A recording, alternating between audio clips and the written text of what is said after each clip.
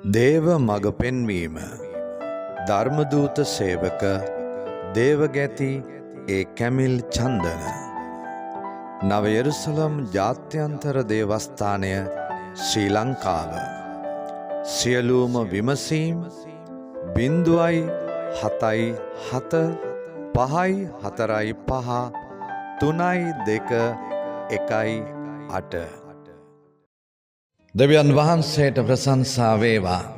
Hallelujah. ජීවනයේ බලය සදාකාලිකයි. ජාත්‍යන්තර ගැලවීමේ සුභාරංචි online සේවයට පළමුව යේසුස් ක්‍රිස්තුස් වහන්සේගේ නාමයෙන් මම ආශිර්වාද කරමින් දේව ආත්මෙන් සුබ පැතුම් එක් කරනවා. ආමෙන්. හලෙලුයා. ඒ වගේම ජීවනයේ බලය සදාකාලිකයි. ජාත්‍යන්තර ගැලවීමේ සුභාරංචි සේවයේ නිර්මාතෘවරිය ස්වාමී වූ ක්‍රිස්තුස් වහන්සේ තුළ දේව සේවිකාවක් ලෙස සේවය කරන මගේ ක්‍රිස්තුස් වහන්සේ තුළ සහෝදරිය නන්දනී වසන්තාට මම හදවතින්ම ආශිර්වාද කරමින් දේව ආත්මෙන් සුබ පැතුම් එක් කරනවා. හලෙලුයා. දෙවියන් වහන්සේට ප්‍රශංසා වේවා. වසර 5ක් සම්පූර්ණ කරමින් 6 වෙනි වර්ෂයට පියවර එසවීම වෙනුවෙන් දෙවියන් වහන්සේගේ උතුම් වචනය බෙදා ගැනීමට මටද කළා වූ ගෞරවනීය ආරාධනාව නිසා මම මුළු හදවතින්ම පළමුකට මගේ ස්වාමින් වහන්සේට ස්තුති කරනවා.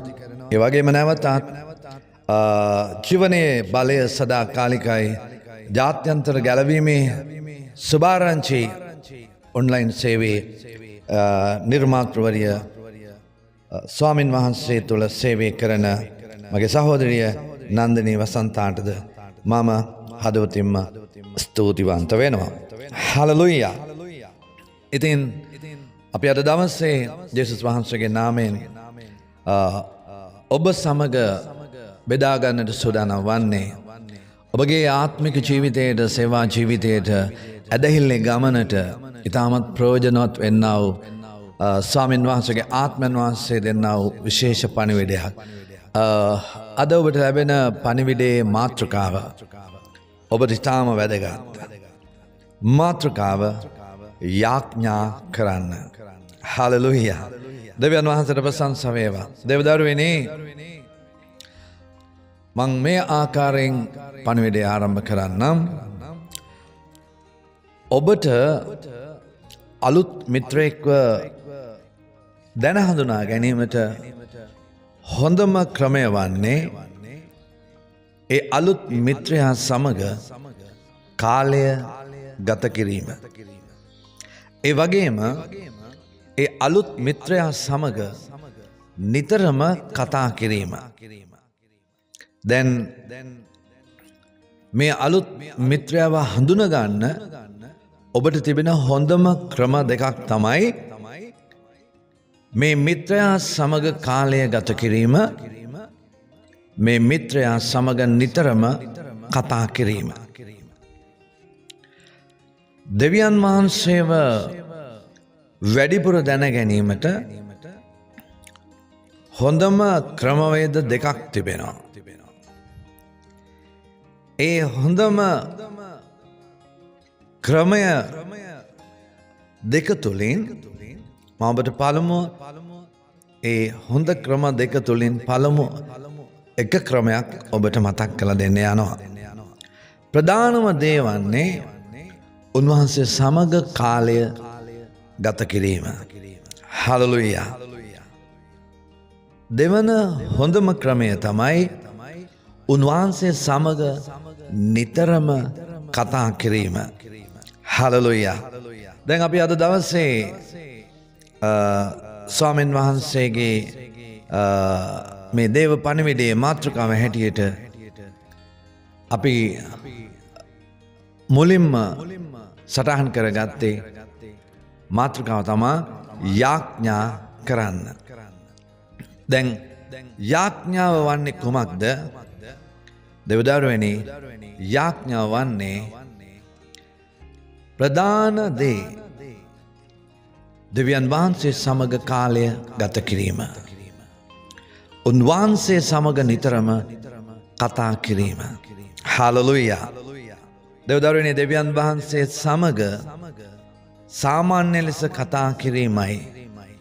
උන්වහන්සේ සමග කතා කිරීමට උනන්දු වන හදවතේ ආසාවක් ඇති ඔබ කිසියම්ම කෙනෙක් උන්වහන්සේ වෙතට පැමිණ උන්වහන්සේ සමග කතා කිරීමට ඔබ කවදාවත් බයක් වීමට අවශ්‍ය නැහැ. හාලලුයා. දෙවියන් වහන්සේ ඔබගේ ආඥාව පිළිගෙන ඔබට පිළිතුරු දෙන්නා වූ විශ්වාසවන්ත දෙවියන් වහන්සේ. ආමේන්.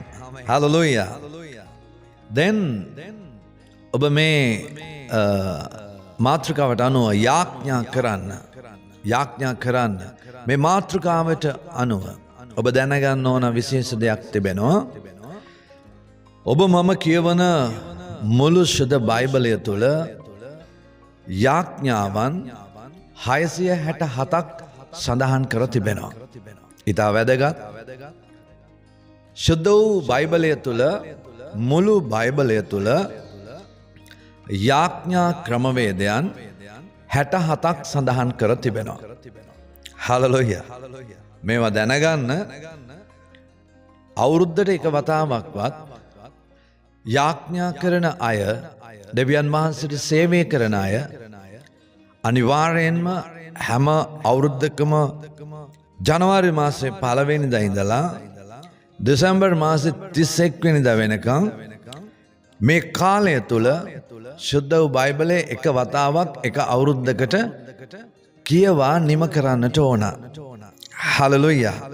එතකොට ඔබ අවුරුද්දෙන් අවුරුද්දට ඔබ බයිබලයේ කියවනකොට දෙවියන් වහන්සේගේ දරුවන්, යාඥා කරන දරුවන්, දේශනා කරන දරුවන්, සේවය කරන අය, සුභාරංචි ප්‍රකාශ කරන අය මේ කුමන සේවයක් කළත් ඒ හැම සේවයක් කිරීම සඳහා අපිට දෙවිඳුන්ගේ වචනය ඉතා වැදගත් වෙනවා. හාලලුයා. දැන් මම ඔබට මතක් කරලා දෙනවා නැවත ඔබ හැම වසරකම බයිබලයේ වසරේ මුල ඉඳලා අග දක්වා ඔබ බයිබලයේ කියවලා නිම කරන්නට ඕන. ඒ වගේම ඒ බයිබලයේ ඔබ එක වසරකට දැන් උදා වෙනවා දැන්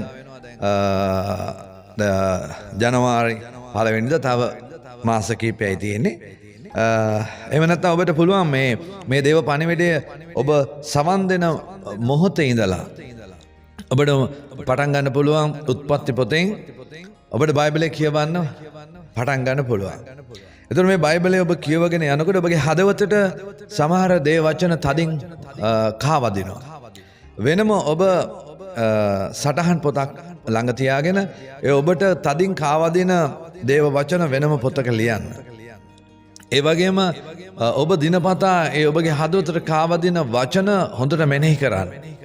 මේ විදිහට අවුරුද්දක් ඇතුළත ඔබ බයිබලයේ කියවලා නිම කරලා ඔබ අර දිනපතාම කියවන වචන ඔබ මෙනෙහි කරලා ඔබට සුදාත්මන් වහන්සේ තුළ ලැබෙන බොහෝ එළිදරව් තිබෙනවා, විශේෂ මඟ පෙන්වීම් තිබෙනවා.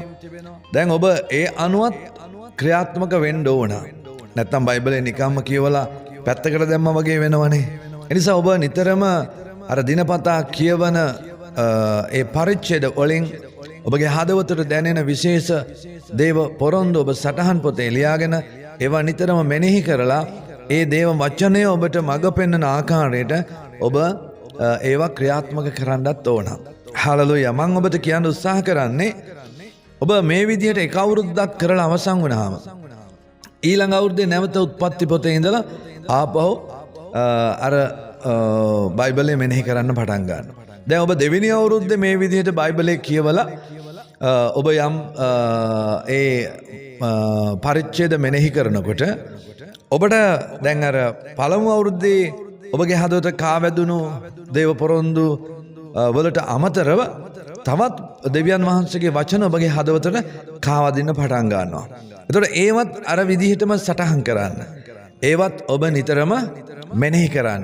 දැන් මේ විදිහට ඔබ අවුරුද්ද 2 3 4 5 බයිබලයේ කියවමින් ඔබ එය මෙනෙහි කරමින් ඔබ දෙවියන් වහන්සේගේ පොරොන්දු අල්ලගෙන වැඩ කරන්න පටන් ගන්නකොට ක්‍රියාත්මක වෙන්න පටන් ගන්නකොට ඔබ තුලින් සදාත්මයන් වහන්සේ පුදුම ලෙස ක්‍රියා කරන්න පටන් ගන්නවා. හලෙලුයා.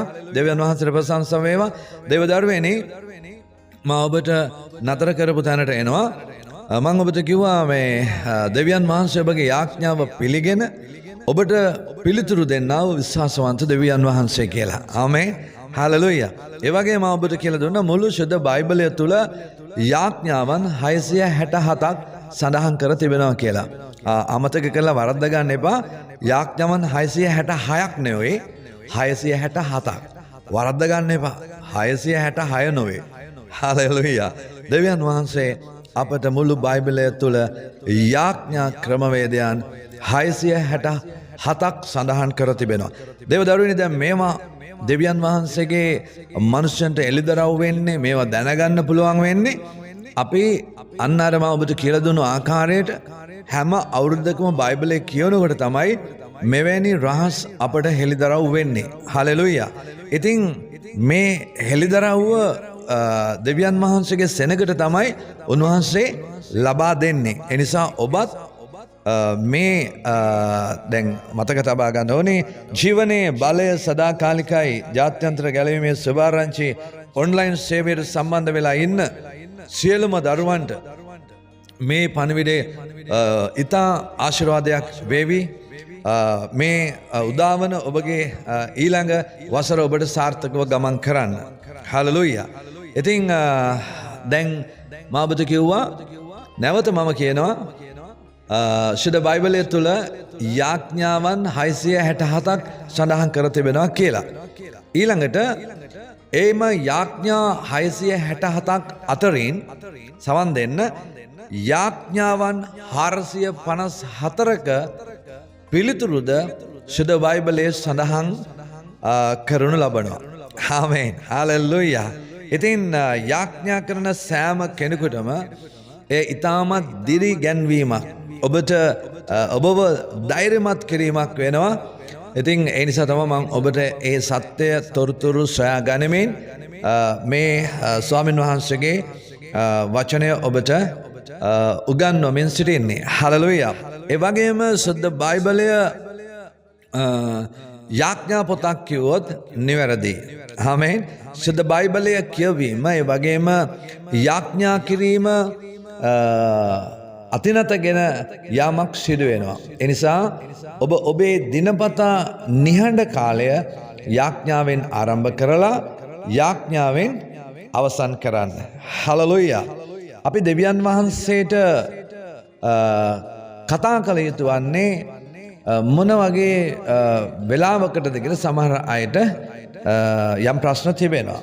දේව දරුවනේ ඔබට අවශ්‍ය ඕනම වෙලාවක දෙවියන් වහන්සේට යාඥා කිරීමට ඔබට හැකියකම තිබෙනවා. හලෙලුයා. ඒ වගේම දේව වචනය කියවීමට નિયમિત වෙලාවක් වෙන් කර ගැනීම මෙන්ම යාඥාවට નિયમિત වෙලාවක් වෙන් කර ගැනීම වැදගත් වෙනවා. ඒක ඔබ තීරණය කරන්න ඕන දෙයක්.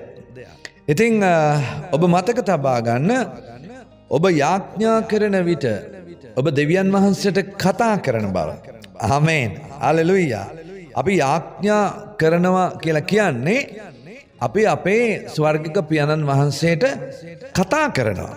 අපි තාත්තේ කියලා ස්වර්ගික තාත්තේ කියලා අපි උන්වහන්සේට කතා කරනවා. උන්වහන්සේට කතා කිරීම තමයි යාඥාව වන්නේ. හලෙලුයා. ඒ වගේම දේව දරුවනේ ඔබ දෙවියන් වහන්සේගේ වචනය වන සුද බයිබලය කියවන විට දෙවියන් වහන්සේ ඔබට කතා කරන බව තේරුම් ගන්න. ඔබ මම ඔබට කිව්වා වසරින් වසර බයිබලය කියවන්න කියලා. ඔබ දේව වචනය කියවනකොට ඔබ මොනවද විශ්වාස කරන්න ඕන? මොනවද දැනගන්න ඕන? දෙවියන් වහන්සේ ඔබට කතා කරන බව තේරුම් ගන්න. බයිබලය කියවීමෙන් ඒක අර පත්තරයක් කියවනා වගේ නවකතාවක් කියවනා වගේ නෙමෙයි.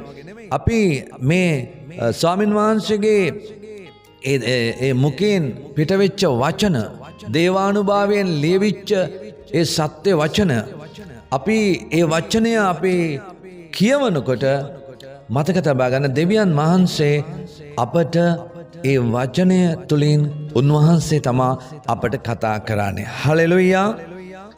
දෙවියන් වහන්සේට ප්‍රශංසා වේවා. ඔබගේ ආඥාව දිවා කාලේ යතුර විය යුතු අතර රාත්‍රී කාලේ අගුල විය යුතුයි. ආමේන්. හල්ලුයා. අපි සමන් දෙමු සාමෙන් වහන්සේගේ සුදු බයිබලයේ පාරණ ගිවිසුමේ ගීතාවලිය 55 ඒ වගේම ඒ පරිච්ඡේදයේ 17 වන පදයට අපි අවධානය දෙමු. සවස සහ උදයද දවල්ද දුක් කියමින් සුසුම් ලන්නෙමි. උන්වහන්සේද මාගේ බස් අසනසේක. ආමේන්. දෙවියන් වහන්සේට ප්‍රශංසා වේවා. ඒ ක්‍රමය ඉතා හොඳ සැලසුමක්. නමුත් අරුම පුදුම නියමයක් නොවේ. ඇත්ත කතා කරනවා නම් ඔබමා මීට වඩා යාඥා කළ යුතු වන අතර මේට වඩා අඩුවෙන් යාඥා නොකළ යුතුයි.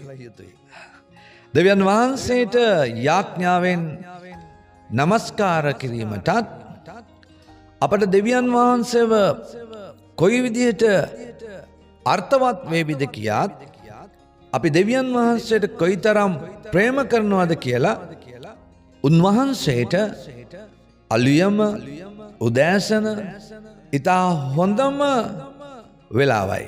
හලෙලුයා.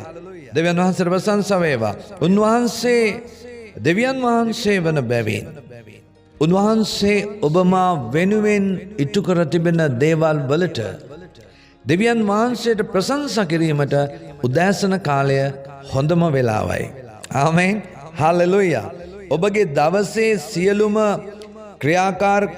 ක්‍රියාකාරකම් සඳහා මඟ පෙන්වීම සෙවීමටත් එවැගේම ආශිර්වාද ලබා ගැනීමටත් අලුයම උදෑසන කාලය ඉතා හොඳම වෙලාවයි.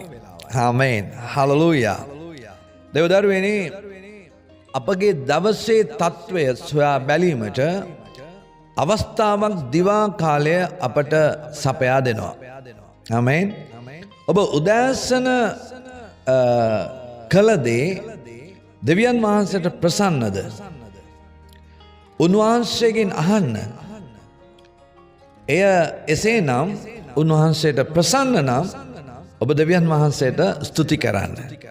හලෙලුයා. ඒ වගේම ඒ ආකාරයටම දිවා කාලයත් ලබා දෙන ලෙස යාඥා කරන්න. එසේ නොවේ නම් උදෑසන කළ දේ දෙවියන් වහන්සේට ප්‍රසන්න නැත්නම් උදෑසන ඔබ තුලින් සිදුවුණු වරද ගැන ඔබ පශ්චාත්තාප වී පසුතැවිලි වී මනස්ථාපනය වී ඔබ දවසේ ඉතිරි කාලයේදී ඔබගේ මාර්ගය දෙවියන් වහන්සේගේ ප්‍රඥාවෙන් සලසා දෙන ලෙස ඔබ යටහත්ව යාඥා කරන්න. හලෙලුයා. ඒ තුලින් සවස ප්‍රීතිමත් ස්තුතිවන්තකමේ හා දෙවියන් වහන්සේ සමග සහභාගීකමේ කාලයක් විය හැකි වෙනවා. ආමේන්. හලෙලුයා. ඔබගේ දවස ඔබගේ ගැලවීම හා දෙවියන් වහන්සේ ඔබට දී ඇති පොරොන්දුව ගැන දෙවියන් වහන්සේට ස්තුති කරන්න. මේ යාඥා කාලය උදෑසන තරම් දීර්ඝ නොවන්නට පුළුවන්. මේ වන විට ඔබ වෙහෙස වී ඉතා නිදිබරව සිටන වෙන්නටත් පුළුවන්. මම ඔබට ඉතා හොඳ කතාවක් කියන්නම් මේ ඔබගේ ආත්මික ජීවිතයේ ශක්තිමත් වන පිණිස. යම් කෙනෙකුට Tamanගේ දවස නිම කර ගැනීමට බලය තිබුණේ නම් ඔහුගේ බුද්ධියෙන් ඔහු කවදාවත් ඔහුගේ ප්‍රධාන යාඥා කාලය නිදන වෙලාවේ යොදා නොගනු ඇත. ආමේන්. මේ නිසකවම සිත යොමු කිරීමෙන් කල යුතුව ඇති ක්‍රියාවක් කිරීමට හැකි නරකම පෑයි. ඉතින් අපි දෙවියන් වහන්සේට කතා කළ යුතු වන්නේ කොහොමද? සමහර විට ඔබ සත්‍ය වශයෙන්ම යාඥා කළ යුතු ආකාරය නොදැන එය දැන ගැනීමට කැමැත්තෙන් සිටින වෙන්නට පුළුවන්. මේ ඊටාම පහසු දෙයක්. ඔබට ප්‍රේම කරන මිතුරෙකුට ඔබ පවසන දේ පවසන්න. ඔබ කතාවට දක්ෂ හෝ විශේෂ වචන මාලාවක් දැනගෙන සිටීම අවශ්‍ය නැහැ. ආරම්භයේදී ඔබගේ යාඥාව කෙටි නම් සිත කලබල කරගන්න එපා. වචන අඩුවන තරමට යාඥා වඩා හොඳ වෙනවා. ආමේන්. දැන් මේ වචනය ප්‍රකාශ කරනු ලැබුවේ ගරු මාටින් ලූතර් තුමා. එතුමා තමයි දේශනා කළේ වචන අඩුවන තරමට යාඥා වඩා හොඳ වේ කියලා. දැන් සෑම යාඥාවක්ම කෙටිවිය යුතු යැයි ගරු මාටින් ලූතර් තුමා යෝජනා කළේ නැහැ. එතුමා පැවසුවේ වචන ස්වල්පයක් භාවිතා කරමින් කරන අවංක යාඥාවක් බොහෝ වචන භාවිතා කරමින් කරන වංක යාඥාවට වඩා හොඳ බවයි. ආමේන්. හලෙලුයා. ඔබ හොඳටම යාඥා කරන කෙනෙක් නොවේ නම් සිත කලබල කරගන්න එපා. ඔබට අවශ්‍ය විදිහට යාඥා කළ නොහැකි නම් ඔබට හැකි විදිහට යාඥා කරන්න. දෙවියන් වහන්සේ ඔබේ සිත දකිනසේක. ආමේන්. ඔබ අදහස් කරන්නේ මොනවද කියලා දෙවියන් වහන්සේ ඉතා හොඳින් දන්නා වූ තනන් වහන්සේ. ආමේන්. හලෙලුයා. දෙව්දරුවනේ මං විටින් විට මතකයට ගේනවා අපි ඉන්නේ ජීවනයේ බලය සදාකාලිකයි ජාත්‍යන්තර ගැලවීමේ සුභාරංචි ඔන්ලයින් සේවයට සම්බන්ධ වෙලා ඉන්න දරුවන්ගේ ජීවිතවලට දෙවිඳුන්ගේ වචනයෙන් ආශිර්වාද පණිවිඩයක් ඔබ වෙත ලබා දෙමින්. හලෙලුයා. ඉතින් අපි නැවත අපි නතර කරපු තැනට එමු. ඔබට යාඥා කිරීමට ඉගැන්වීමට උපකාර කළ හැක්කේ කාටද කියන කාරණාව අපි දැන් ඊළඟට ඉගෙන ගන්නට යනවා. ඔබ යාඥා කිරීමට ඉගෙන ගැනීමේදී අමාරුකම් අත්දකින්නේ නම් මෙන්න ඔබට සුභ ආරංචියක්. ඔබ යාඥා කරන කල ඔබ තනිවම නෙවෙයි. හොඳට මතක තබා ගන්න. දෙවියන් වහන්සේගේ පුත්‍ර වූ යේසුස් ක්‍රිස්තුස් වහන්සේ සහ ශුද්ධාත්මයන් වහන්සේ ඔබගේ යාඥා ජීවිතයට උපකාර කරන සේක. ආමේන්. හලෙලුයා. එය අවංක වූ දෙවියන් වහන්සේගේ පොරොන්දුවක් දෙවදරුවනි. ඔබ පව් කරලා දෙවියන් වහන්සේට කතා කිරීමට අවශ්‍ය වූ විට දෙවියන් වහන්සේගේ මැදහත් කරුවාණන් වන උන්වහන්සේගේ පුත්‍ර වූ යේසුස් ක්‍රිස්තුස් වහන්සේ ඔබට උපකාර කිරීමට සිටින සේක. ආමේන්. හලෙලුයා. අපි දකිමු ඉතා ප්‍රවේශමෙන් 1 යොහාන් දෙවන පරිච්ඡේදයේ 1 වෙනි පදය. එහි ලියා තිබෙනවා මාගේ ප්‍රිය දරුවනි මේ කාරණා නුඹලාට ලියා එවන්නේ නුඹලා පව් නොකරන පිණිසය. ආමේන්. හලෙලුයා. දෙවියන් වහන්සේට ප්‍රශංසා වේවා. යමෙක් පව් කළොත් ධර්මිෂ්ඨ යේසුස් ක්‍රිස්තුස් වහන්සේ වන මැදහත්කාරයෙක් පියාණන් වහන්සේ වෙත අපට සිටිනසේක. ආමේන්. හලෙලුයා. ඔබ කුමක් පැවසිය යුතුදැයි නොදන්නා විට දෙවියන් වහන්සේගේ මැදහත්කාරයන් වහන්සේ උන්වහන්සේගේ ශුද්ධාත්මයන් වහන්සේ ඔබට උපකාර කරන සේක. ආමේන්. හලෙලුයා. අපි දකිමු සුදු බයිබලයේ රෝම පොතේ 8 වන පරිච්ඡේදයේ 26 වන පදය. ඒ සඳහන් වෙනවා එලෙසම ආත්මයන් වහන්සේ අපගේ දුර්වලකම් වලදී උපකාර කරන සේක. ආමේන්. හලෙලුයා. මක්නිසාද යුතු ලෙස යාඥා කරන්නට අපි නොදනිමු. නමුත් ආත්මයන් වහන්සේම කිය නොහැකි කෙඳිරිගෑම් වලින් අප උදෙසා මැදහත්කම් කරන සේක. ආමේන්. හලෙලූයා. දෙව්දරුවනි ඔබ යාඥා කළ යුත්තේ කුමක් සඳහාද? අපි ඊළඟට කතා කරන්න යනවා ඒ ගැන. පුරුෂයන් සහ ස්ත්‍රීන් යාඥා කරන කල ඒ අයගේ චරිත වෙනස් කිරීමට කලාතුරකින් යාඥා කරන නමුත් බොහෝ විට යාඥා කරන්නේ තමන් සිටින වාතාවරණයේ වෙනස් වීමක් කරන ලෙසයි. ඒ ඊටා බලවත් වරදක්. අපගේ චරිතය දියුණු කිරීමට දෙවියන් වහන්සේ වාතාවරණයන් පාවිච්චි කරන සේක. ඔබගේ ආර්ථික හෝ ශාරීරික තත්ත්වයන් වෙනස් කරන ලෙස යාඥා කිරීමේදී උදක්ම ඉල්ලීමට පුරුදු නොවන්න කියලා මම ඔබට මඟ පෙන්නනවා. ඔබගේ යාඥා දෙවියන් වහන්සේ ඔබගේ චරිතය හැඩගැස්වීමට අරමුණු කරන තත්වයට පත්කිරීමට ඉඩ හරින්න. හලෙලුයා. දෙවියන් වහන්සේට ප්‍රශංසා වේවා. යාඥාව බලාපොරොත්තුවේ පාරම්භයයි. බලයට දොරටුවයි. සමාදානයට මාර්ගයයි. ගැලුම් කාර්යයන් ලෙසට ක්‍රිස්තුස් වහන්සේ වෙතට පැමිණි විගසම යාඥාවෙන් එතුමා තුළින් පියාණන් වහන්සේ වෙතට පැමිණීමට ඉගෙන ගන්න. එය පරණ මිතුරෙක් සමග කතා කිරීම වැනි දෙයක් වෙයි. මං අවසාන වශයෙන් ඔබට කරන ඉල්ලීම වන්නේ ඔබ දෙවියන් වහන්සේ සමග කතා නොකර එක දිනක්වත් අවසන් වීමට ඉඩ නොහරින්න. දෙවියන් වහන්සේ ඔබ ගැන ඉතා ගැඹුරු ලෙස සලකන අතර දෙවියන් වහන්සේ ගැන වඩා හොඳින් ඔබ දැනගන්නවාට කැමැත්තෙන් සිටින සේක. දෙවියන් වහන්සේ සමග දිනපතාම කාලය ගත කරන්න. දෙවියන් වහන්සේ ඔබ සැම ආශිර්වාද කොට ආරක්ෂා කරන සේක්වා. හලෙලුයා.